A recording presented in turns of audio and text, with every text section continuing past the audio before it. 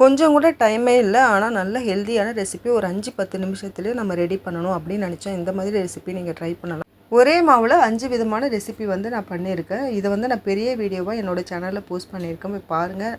5மே கண்டிப்பாக எல்லாருக்குமே பிடிக்கும். குழந்தைங்க பெரியவங்க எல்லாருமே விரும்பி சாப்பிடுவாங்க. இது நல்லா பஞ்சு மாதிரி பூ போல் இருக்கும். இதை சமைக்கிறதுக்கு அதிக டைம் எடுக்காது. ஒரு 5-10 நிமிஷம் இருந்தாலே போதும். குயிக்காக நமக்கு ரெடியாகி கிடச்சிடும். இது காலையில் டைமில் சாப்பிட்றதுக்கு ஒரு அருமையான ரெசிபி இது. ஈவினிங்கில் ஸ்நாக்ஸாகவும் எடுத்துக்கலாம். லஞ்ச் பாக்ஸ்க்கு கொடுத்தோன்னா ரொம்ப ஒரு சூப்பரான ரெசிபி இது.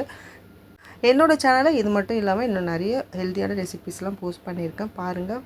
பிடிச்சிருந்ததுன்னா ட்ரை பண்ணி பாருங்கள். கண்டிப்பாக உங்களுக்கு பிடிக்கும். ட்ரை பண்ணி பார்த்துட்டு எப்படி இருக்குன்னு எனக்கு கமெண்ட்ஸில் சொல்லுங்கள்.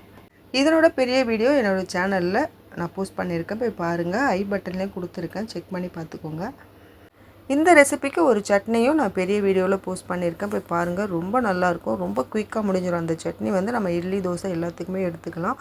இந்த ரெசிபிக்கு ரொம்ப சூப்பராக இருக்கும். ட்ரை பண்ணி பாருங்கள். ட்ரை பண்ணி பார்த்துட்டு எப்படி இருக்குன்னு எனக்கு கமெண்ட்ஸில் சொல்லுங்கள். அடுத்த வீடியோவில் பார்க்கலாம். தேங்க்யூ.